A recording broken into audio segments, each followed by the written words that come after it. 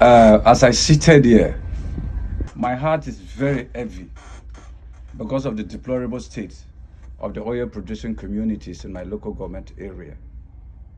After decades of oil exploration and exploitation, yet my soul is tempered with a sense of gratitude for the fact that I am humbled and fortunate to be alive, to be talking about these issues, while most of my contemporaries and younger ones are gone and gone forever. May their soul rest on. Particularly to my immediate younger brother, comrade and Efegi, who is the first martyr of contemporary Niger Delta armed struggle. Rest on, my younger brother, until we part no more. You see, I am comrade Efegi Kemeabogha. Niger Delta, 25 years of Niger Delta Development Commission, 25 years of existence. I want to appeal to Bayelsans. The issue I want to talk about here, about the Niger Delta Development Commission, predates the present, Samuel Ongbuku's government. It's from 2000 till date. You see, you cannot talk about the Niger Delta Development Commission without talking about the baseline data of the Niger Delta environment. What was the environment like before the advent of the oil and gas industry? The Niger Delta is in the tropical belt that accounts for 2/5 of all living things in the entire globe. The Niger Delta, before the advent of the oil and gas industry, is globally recognized as a hotspot for biodiversity. The Niger Delta, by global ranking, was also among the 5th largest wetland, among the 5th largest wetland in the entire globe, with immense ecological and economic importance. But you see, the Niger Delta environment was a very pristine one. The air was a very pristine one. The soil, the land was a very pristine one. The water body was a very pristine one.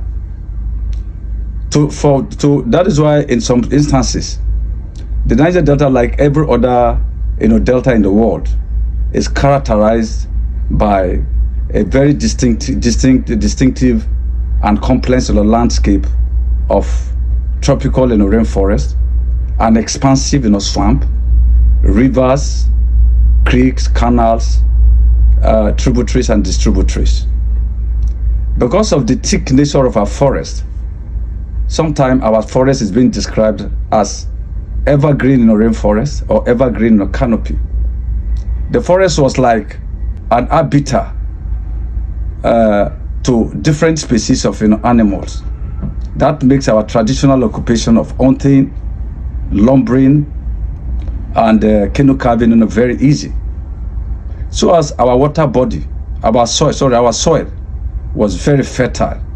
In fact, in the Niger Delta, before the advent of oil and gas industry, if you take a handful of soil in your hand, you'll be carrying communities of organisms. You'll be carrying millions of viruses, millions of bacterials, millions of protozoans. That makes our soils so fertile. That was the nature of that was the quality of our soil before the advent of the oil and gas industry. So, the Niger Delta soil was one of the most fertile soil in the entire globe.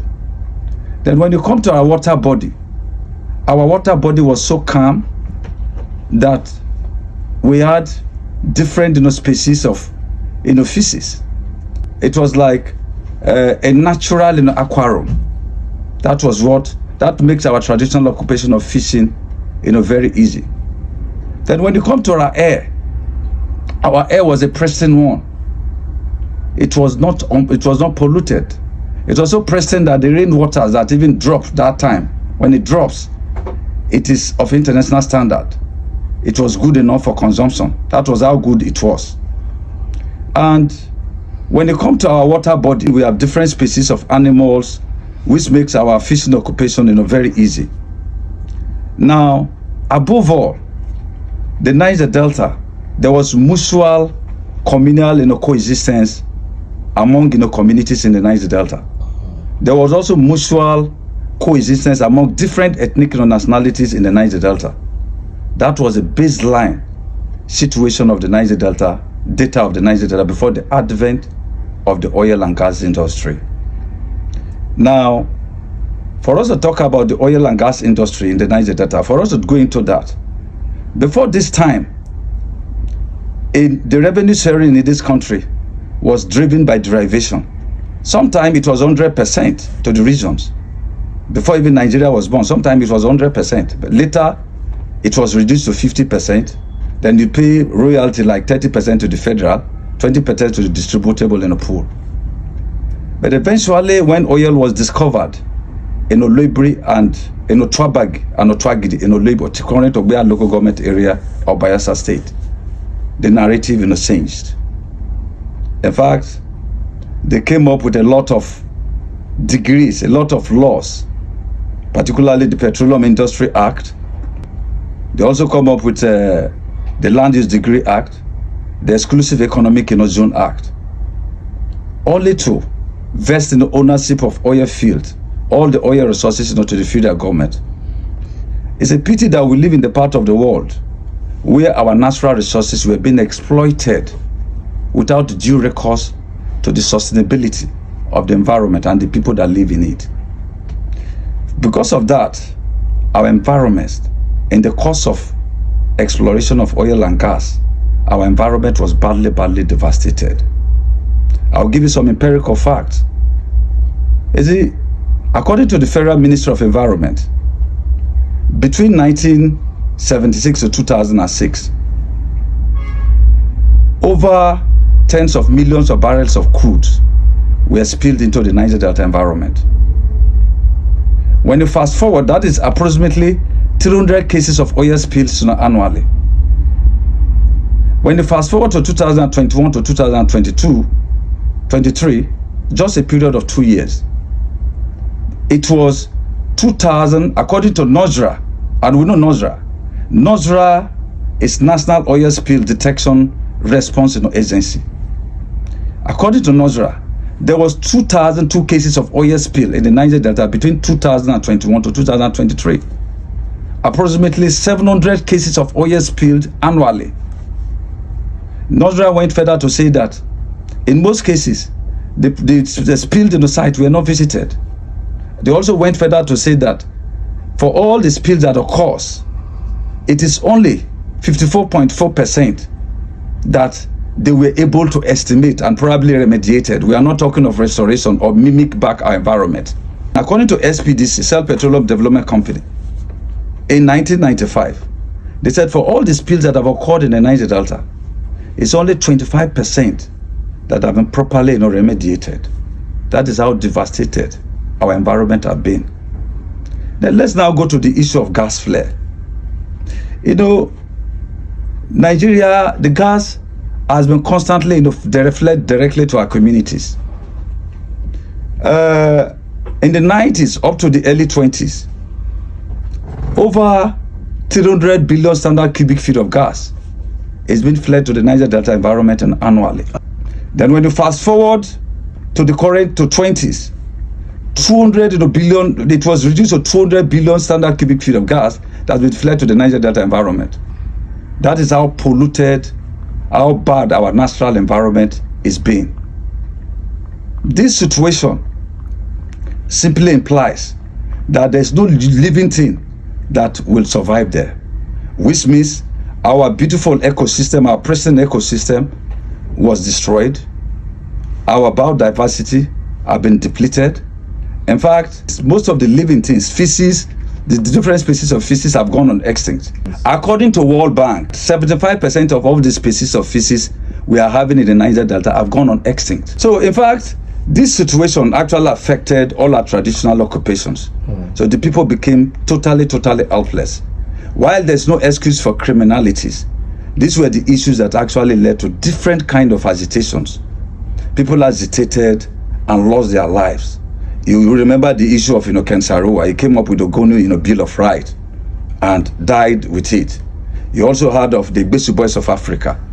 The Igbesu Boys of Africa was a pioneer militia group in the Niger Delta. In 1997, Egbesu Boys of Africa.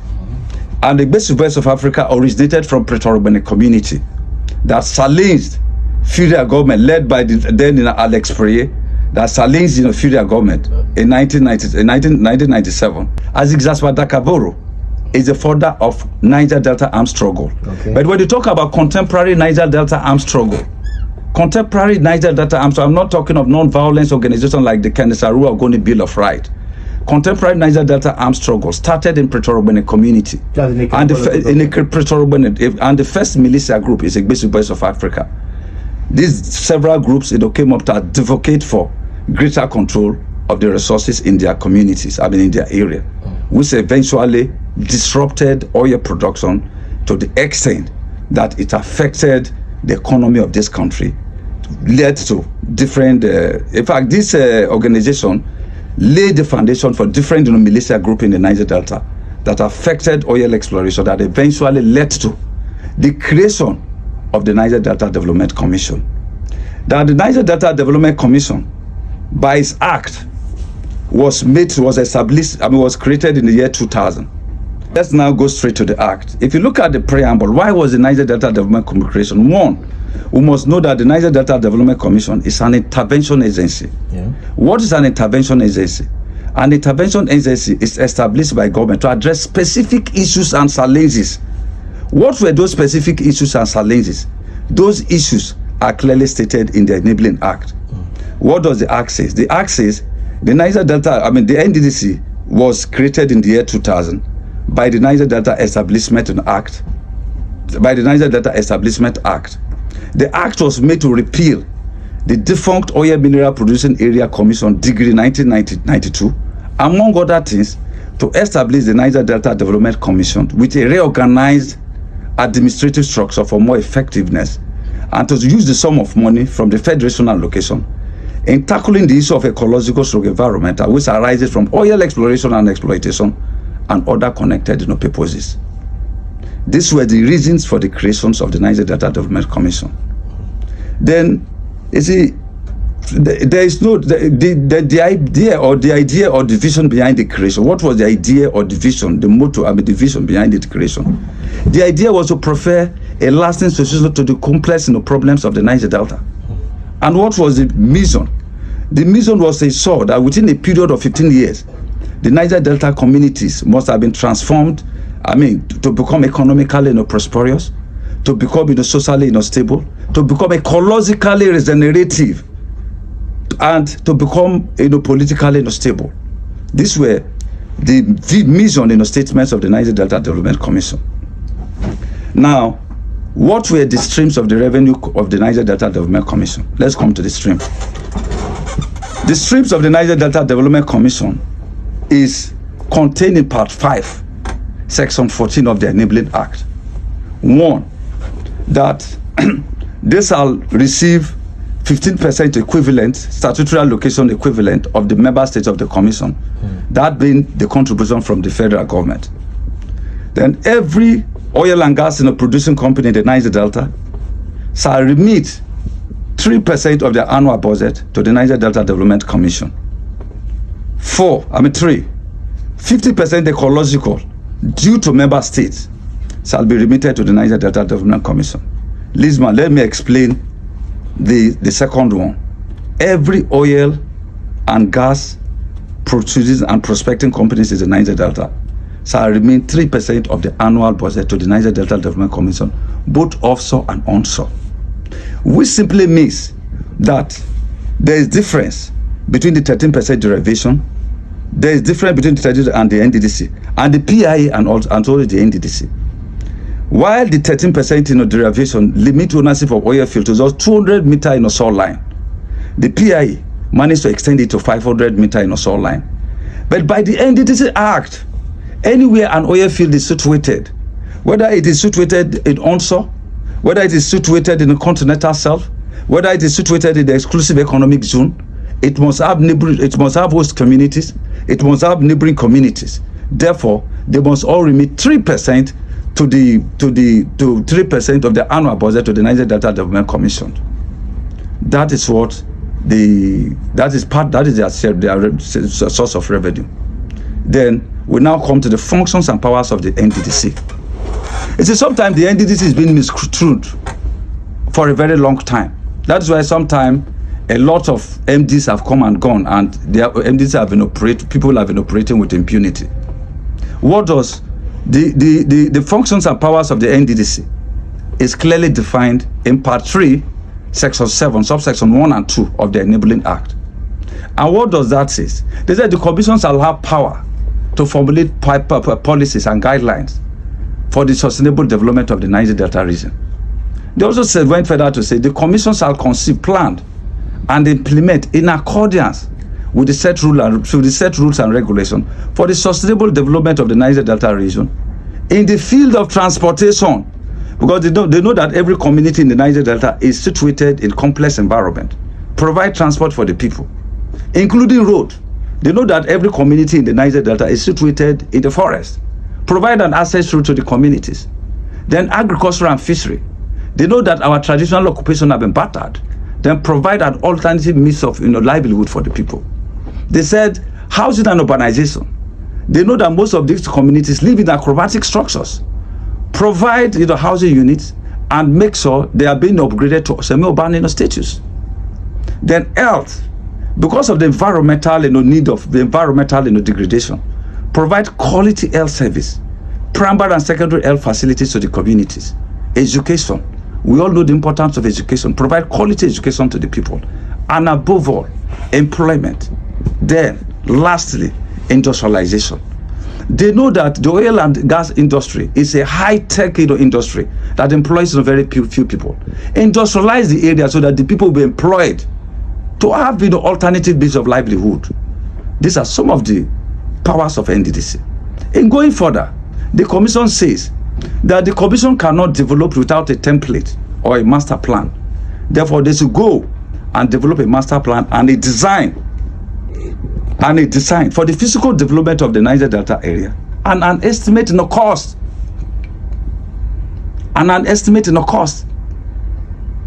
Then they also went further to say that the commission shall tackle the issue of ecological / environmental which arises from oil exploration and exploitation, advise the federal government and member states on the issue of prevention and control of gas flaring, oil spill, and general issue of pollution.